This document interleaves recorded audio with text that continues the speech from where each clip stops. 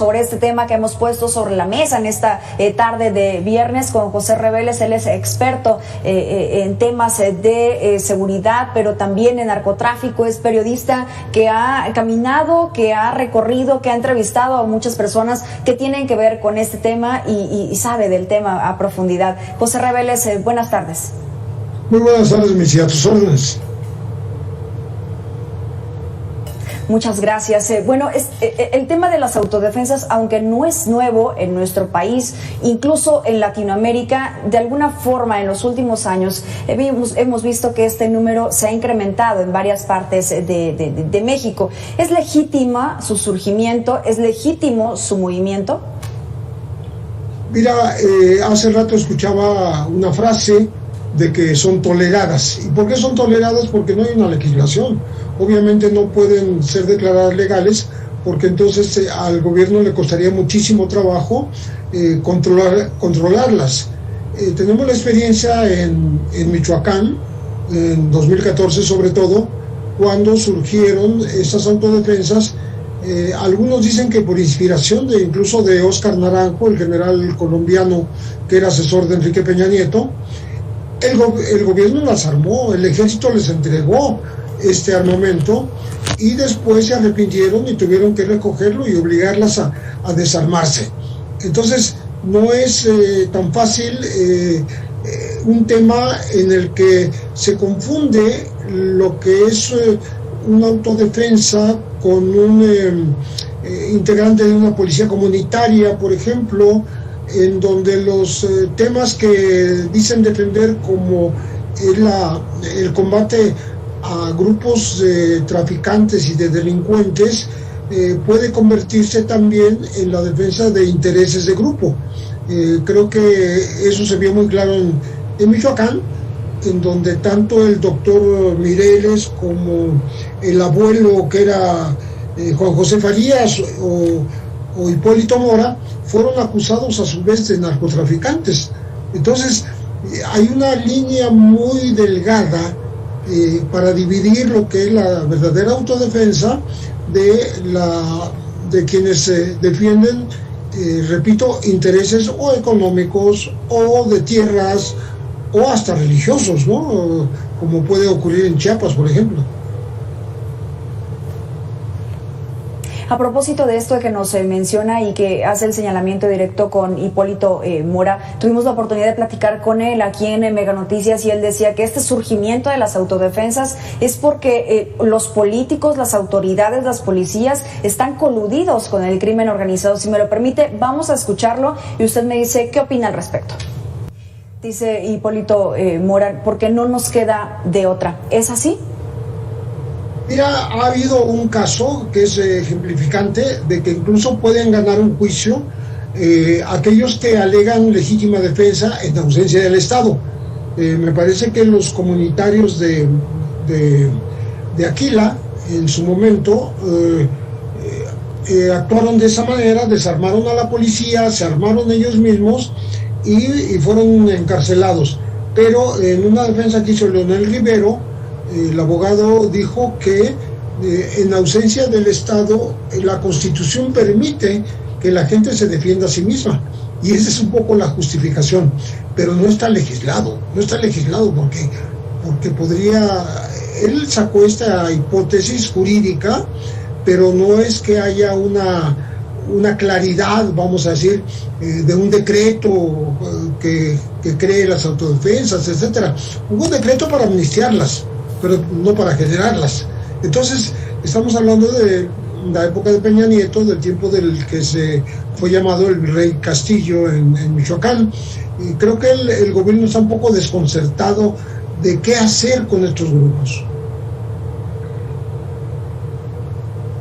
Sobre todo porque usted bien lo pone, es decir, no es una actividad legal, que ya lo hemos visto en otras ocasiones que se les ha salido de la mano al gobierno, se les ha salido de la mano a las autoridades y lo que pudo haber sido legítimo de proteger a la población se convierte, pareciera, en guerrilleros, como lo hemos visto en el sur de este continente. Sí, se pueden convertir en guerrilleros o que combaten a la guerrilla, porque en Colombia las autodefensas combatían a las Fuerzas Armadas Revolucionarias, a las FARC. Entonces, lo que tú dices, ¿no? No son legales y lo mismo pueden ser legítimas que ilegítimas. O siendo legítimas, se convierten después en ilegítimas cuando miran hacia otros intereses. Entonces creo que es un problema bastante complejo, no es blanco y negro. Me parece que van a seguir surgiendo, como ahora ocurrió en Chiapas, ¿no? La más reciente, que se llama Fuerza Armada de Simón Jovel, que amenaza a un alcalde. Ni siquiera entró a la población de Simón Jovel, tampoco atacó, pero dice que está preparada para vigilar que haga las cosas bien. Entonces creo que incluso ha servido como parapeto justamente para este tipo de oposiciones que nacen del cansancio, del hartazgo con respecto de autoridades que no cumplen con la ley, ¿no? Aquí estamos hablando del recién entrado alcalde Gilberto Martínez Andrade, que sucedió justamente a su esposa, a Viridiana Hernández Sánchez. Entonces ellos ven un cacicazgo familiar y arman su grupo en contra de esa imposición. Déjeme hacerle dos preguntas, José Reveles, y me gustaría conocer desde su óptica como periodista y como experto en estos temas. ¿Están actualmente las autodefensas fuera de control? Y en segundo sitio, ¿dónde están los focos rojos que estamos viendo? Me parecería que los más evidentes son Chiapas y Michoacán, pero hay otros puntos como Veracruz, en donde también ha habido el surgimiento de estos grupos. A mí me parece que son de poca duración. Normalmente las autodefensas no duran muchísimo tiempo, con excepción quizá de Guerrero, en donde la UPOEG y las CRAC estuvieron vigentes durante muchos años, pero no es así en otros lugares. En Michoacán ahora las autodefensas están involucradas en la guerra contra la invasión que tienen del Cártel Jalisco Nueva Generación, y cambiaron pues de objetivo, porque antes estaban contra la familia michoacana, contra los templarios, y ahora tienen que oponerse al ingreso del Cártel Jalisco Nueva Generación. Sin embargo, en ocasiones son lideradas por empresarios. Todos los que mencioné hace un momento, tanto Mireles como Hipólito, como el abuelo, pues han sido empresarios, no son gente de base, no eran policías, son dueños de hectáreas de aguacate, de limón, etcétera, y pues de alguna manera llega un momento en que pueden confundirse sus fines en contra de la delincuencia como ellos los proclaman, pero es en defensa de su propia sobrevivencia y de sus propios intereses. Ha crecido en el número que hemos visto en el país, porque por lo menos en Chiapas hemos conocido de 5 grupos diferentes que, como usted menciona, duran poco, sí, quizá van sobre algún tema en específico, pero ¿ha visto un incremento en los últimos años? Sí, bueno, pero en Chiapas está el otro fenómeno que es contrario a las autodefensas, que son los paramilitares. Los paramilitares que son grupos entrenados para reprimir a la población y que han existido desde hace muchos años, desde el levantamiento zapatista ya se denunciaban por lo menos a 12 o 13 grupos paramilitares y ahora parece que siguen operando. Entonces es una tensión social que se da en grupos de acuerdo con su ideología, porque los paramilitares son de una ideología de derecha que combate la participación de la gente en las decisiones de los municipios o de las regiones, y las autodefensas son otra cosa, no se pueden identificar unos con otros, ¿no? Entonces creo que el fenómeno va a seguir. No es fácil decir aquí se acabaron las autodefensas, ya no van a operar jamás, porque surgen de manera más o menos espontánea, y lo curioso es que hay un tráfico de armas terrible en el país, que provienen mayormente del sur de Estados Unidos, como lo dijo aquí en este tramo que ustedes pasaron del secretario de la Defensa, en donde no hay un control por parte de la autoridad con respecto de a dónde van a dar esas armas. Van a dar lo mismo a narcotraficantes, que a autodefensas, que a policías comunitarias, que a particulares, a caciques, a guardias blancas, que todavía existen en algunos sitios del país, para reprimir pues todo intento de la población, por ejemplo, de oponerse a los grandes proyectos multinacionales, mineros, por ejemplo. A la minería se oponen, y bueno, todas las minas o las empresas que son extranjeras, que están con los intereses en las minas, lo que hacen es contratar gente para que reprima a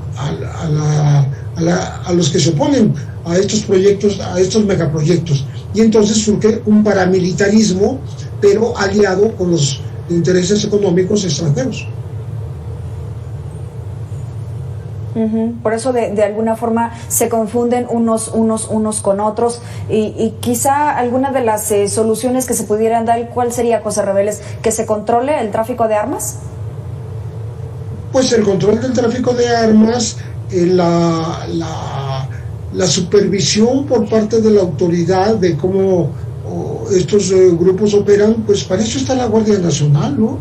Para saber si realmente se da el caso, por ejemplo, en Aguililla, en Michoacán, actualmente, en donde hay más actividad de los propios grupos llamados de autodefensa que de la Guardia Nacional, que solo está observando lo que pasa, porque hay un combate ahí entre delincuencia organizada y grupos que intentan no dejar que impere el cártel Jalisco Nueva Generación, y entonces sustituyen de alguna manera a la autoridad.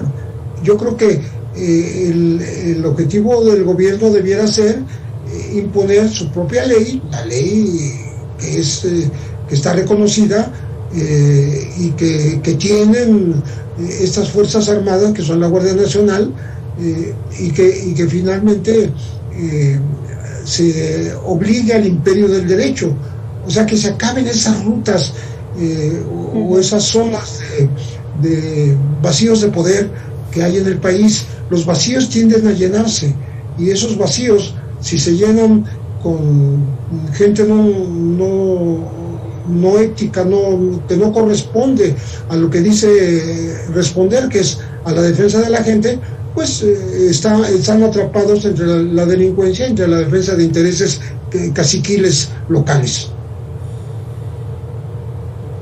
Sí, por eso es que usted dice, este problema va a continuar mientras existan estos vacíos en el poder. José Reveles, muchas gracias por esos minutos con Mega Noticias MX. Con mucho gusto, Milce. Buenas tardes. Siempre es un placer platicar con usted, experto en temas de narcotráfico, periodista de mucho tiempo. Pausa y regresamos.